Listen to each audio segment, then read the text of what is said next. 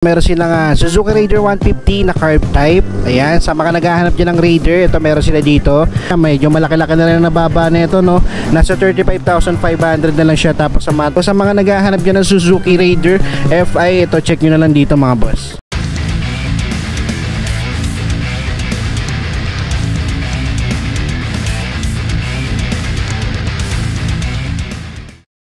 What's up mga boss? Welcome kayo sa panibago kong repo update. Kung ikaw ay naghahanap ng segunda manong motorsiklo, ang channel na to ay para sa iyo. Kaya kung hindi ka pa nakasubscribe, i-click mo na yan subscribe button at ang notification bell, at sa ganon ay ma-notify pa kita sa mga susunod ko pa ilalabas na repo update. Sa mga hindi pa nakakapanood ng last episode ko, ito yung thumbnail niya. Ilalagay ko na lang sa description yung link ng video para kung gusto nyo panoorin, i-click nyo na lang. At kung magustuhan nyo man tong video na to, pindutin nyo lang yung like and share button dyan sa baba ng video. At malayang malaya kayo mag-comment dyan sa comment section kung ano ba magiging opinion nyo sa mga motorsiklo na makikita nyo ngayon sa video ko. Alright mga boss, kung sakaling may magustuhan man kayo dito at balak nyo mag-apply for installment, ilalagay ko na lang dyan sa screen yung requirements sila, screenshot nyo na lang. At para naman sa mga magtatanong dyan ng location, ang address nila dito is 2962 Juan Luna Street, Gagalangin, Tondo, Manila. Alright mga boss, so hindi ko na patatagalin to, mag-start na ako. Ito yung mga repossessed units nila dito na for sale, no? Alright, so pwede yung cash, pwede rin installment. Okay, so karaniwan dito mga Bergman, pero meron din ako nakitang ground Raider, no? Meron din silang Raider dito, dalawa. Isang carb type, isang FI, tapos meron din silang Smash. Alright, so dito muna tayo sa mga Bergman nila para sa mga naghahanap dyan. Meron sila ditong matte na maroon. Ito nagkakahalaga lang siya mga boss ng 70,654. So as usual mga boss, zero down payment. Tapos rebated siya ng 500. Okay, so sa monthly nito for 36 months is 3,376.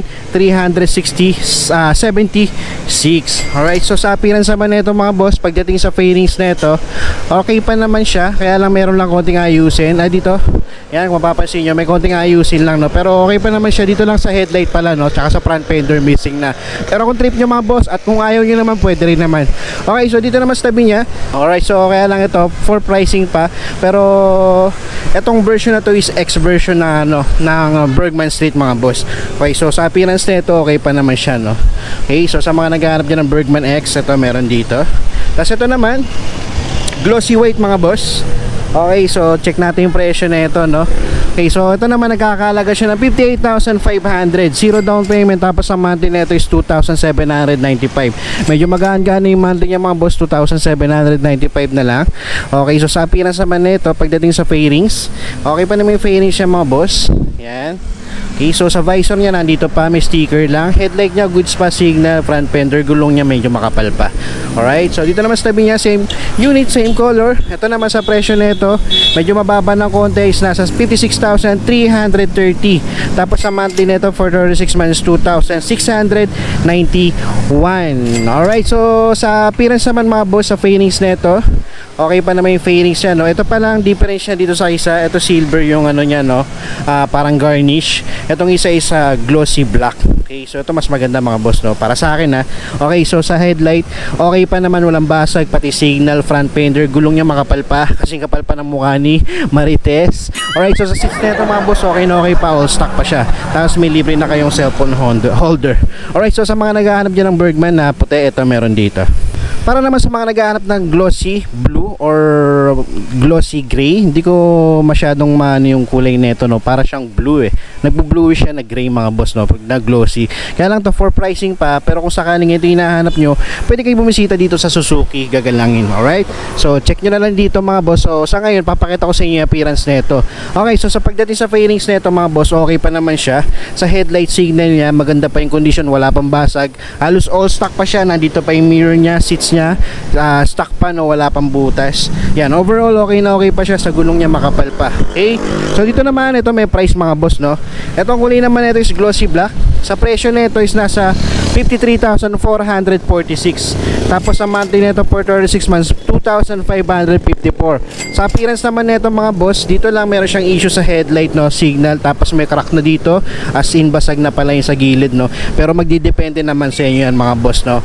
Alright, sa tabi naman niya mga boss, ito naman matte na maroon uli. Yan, so sa price naman nito mga boss, nasa 68,765. Tapos sa monthly nito for 6 months, 3,286. Tapos sa appearance niya mga boss, pagdating sa fairings nito, okay pa naman siya. Visor niya aftermarket na mga boss, no, parang sa NMAX. Alright, so seats niya pamalit na, aftermarket. Alright, so wala siyang grabber sa likod. Tapos sa headlight nito mga boss, okay pa naman. Signal okay pa. Meron siyang bracket dito para sa auxiliary light mga boss, no, front fender, gulong niya makapal pa. Alright, so eto mga boss, so hindi ko na nabanggit yung mileage nito. So check nyo na lang dito kasi naka digital panel to. Hindi naman ako allowed magbukas ng motorsiklo nila. Alright, so at least nagkaroon kayo ng idea, no? Okay, dito naman mga boss, meron ulit Suzuki Bergman Street na gray. Alright, so sa price na ito, check natin.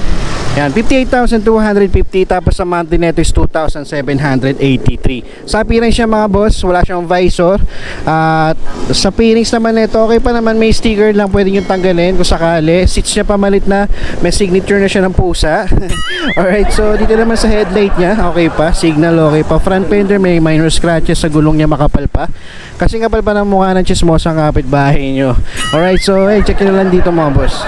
Para naman sa mga naghahanap din ng Suzuki Avinis 125, ito meron na silang available dito na glossy white. Alright, so sa presyo na ito, markdown price siya from 64,820. So ngayon makukuha mo na lang siya ng 58,000. Okay, so sa monthly naman ito for 36 months, 2,771. Sa appearance naman nito mga boss, wala lang siyang mirror dito. Okay, so madali lang naman yan mga boss. Tsaka dito sa may signal niya, no? Alright, wala na rin siya. Tapos sa headlight niya nandito pa mga boss. Okay, so the rest okay pa naman. Medyo nag-maxi peel nga lang yung ano niya, gulong niya. Okay, so dito sa likod okay pa. Stock pa yung seats niya, wala pang butas. Dito may isa pang Avinis mga boss, no? Ito naman sa presyo nito is nasa 55,491. Tapos sa monthly niya for 36 months, 2,651. Okay, sa appearance nito mas okay ito kumpara natin dun sa isa, no? Okay, so kasi ito, nandito yung signal niya, headlight niya okay na okay pa. Tapos sa fairing siya, maganda pa. Aftermarket nga lang yung cover ng seats niya, pero okay pa naman mga boss. Okay, so wala siyang grab bar sa likod, no? Missing na. Okay, so pagdating naman sa gulong niya, medyo makapal pa naman mga boss, no? Okay, so ito, Avinis mga boss. Para naman sa mga naghahanap dyan ng Suzuki Smash, ito meron sila dito yung naka disc brake. Alright, so ito check natin yung presyo mga boss.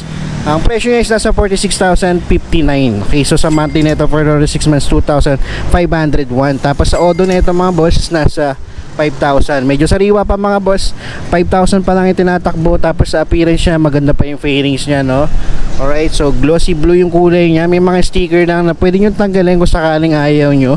Yan, sa ilaw niya, headlight okay pa, signal, wala pang basag, maganda pa yung condition, no? Tapos front fender, gulong niya makapal pa. Alright, so kasing kapal pa ng mukha ni Rogelio, ang lalaking chismoso. Alright, so yan, sa mga naghahanap din ng Suzuki Smash, ito meron silang available dito mga boss. Alright, dito banda mga boss, sa kabilang gilid meron pa silang mga Suzuki Bergman Street dito, no? So check natin, dito may puti. Alright, so check natin yung presyo na ito. Okay, so ito nagkakahalaga siya ng mga boss, no, from 58,250. Ngayon 49,000 na lang siya. Okay, sa installment nito, ang monthly niya for 36 months, 2,348. Sa appearance nito mga boss, pagdating sa fairings niya, okay pa naman, kaya lang sa headlight siya nagkaroon ng issue, no, basag na. Yan, kung makikita nyo mga boss. Alright, so pagdating naman dito sa likod, yan, aftermarket na cover. Ewan ko kung may butas sa loob to, pero madali lang yan mga boss. Yan, may plaka na siya mga boss, no? Alright, so overall, yan, okay pa naman siya, pero magdidepende pa rin sa inyo yan mga boss, no? Alright, dito naman Suzuki Bergman Street ulit mga boss. Ang kulay naman niya is glossy black. Ito sa presyo na ito mga boss, nasa 44,903. Tapos sa monthly niya for 36 months, 2,145. Alright, so sa appearance naman na ito mga boss, sa fairings niya okay pa naman. Tapos dito sa may ano, parang napinturahan yung visor niya, no? Okay, so dito lang may issue siya dito sa may headlight, no? Okay, so sa front, dito sa signal niya, yan, may konting lamat dito sa kaliwa. Okay, so front fender niya, yan, may sticker lang siya rito. Sa gulong niya makapal pa. Tapos ito naman sa katabi niya, same unit din, same color din mga boss. Alright, ito naman nagkakahalaga ng 67,000. Yan, so sa monthly niya for 6 months 3,201. Tapos sa appearance naman nito, pagdating sa fairings niya, okay pa naman mga boss. Headlight niya ito maganda, no, kukumpara natin dito sa isa. Tapos may sticker lang siya, wala nga lang siyang grab bar sa likod. Tapos seats niya maayos pa, stock pa. Alright, so ito mga boss, Suzuki Bergman Street, check nyo na lang. Para naman sa mga naghahanap dyan ng scooter na Suzuki, ito meron sila dito nga Suzuki Skydrive Sports na glossy black mga boss. Okay, so sa price na ito, ayan, dati siyang 46,200, ngayon nag-markdown na siya, medyo malaki-laki na rin ang nababa na ito, no? Nasa 35,500 na lang siya, tapos sa monthly niya for 6 months 2,196.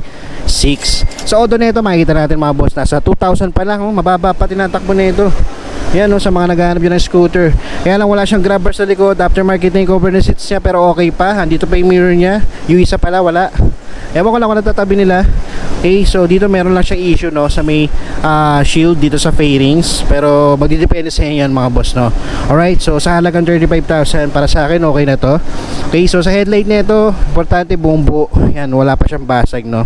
Okay, so sa front fender niya okay pa, sa gulong niya para sa akin pamalit na, no. Meron na siyang bukol-bukol. Okay, so ito sa mga naghahanap dyan ng Suzuki Skydrive Sports, check nyo na lang dito mga boss. Dito mga boss, nakakita ako dito ng FI na Suzuki Raider 150. Yan, o. Kaya lang ito, for pricing pa siya mga boss. Ang kulay niya is glossy black combination ng matte black. Alright, so sa appearance nito, check na lang natin, no. Okay, so pagdating sa fairings nito mga boss, yan, pagdating sa harap okay pa naman, headlight niya maganda pa yung condition, wala pang basag. Okay, so dito rin sa likod okay din. Yan, wala pa siyang plate. Alright, so all stock pa naman siya, pati mirror nandito pa. Odo niya, check nyo na lang dito kasi naka-digital panel at hindi natin siya masususian. Alright, so pagdating naman dito, ito lang ang naging issue niya sa may seats, no. Okay, pamalit na yung cover lang naman mga boss, no. Madali lang yan mga boss, mura lang yan. Okay, so sa mga naghahanap dyan ng Suzuki Raider FI, ito check nyo na lang dito mga boss. And last mga boss, ito meron silang Suzuki Raider 150 na carb type. Ayan, sa mga naghahanap dyan ng Raider, ito meron sila dito carb type, no. So sa mga naghahanap naman ng FI dyan, meron din sila dito. Ang ganda pa ng kondisyon, no. Check nyo na lang dito mga boss. Alam ko marami naghahanap sa inyo ng Suzuki Raider. Okay, so dito tayo, Raider 150 carb type, no. So ito naman mga boss, may presyo na siya. Ngayon nasa 61,468 siya mga boss, no. Tapos kung kunin mo siya ng installment, 0 down payment siya.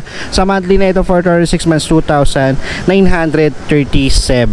Alright, so sa auto niya mga boss, check nyo na lang dito. Ayan, no, semi-digital siya, kaya hindi ko rin siya makikita, no. Appearance na lang mga boss, no. Ito, medyo formado na siya, no. Kaya kung mapapansin nyo, may mga aftermarket na siya dito na food peg, o di ko alam kung anong tamang tawag dyan, no.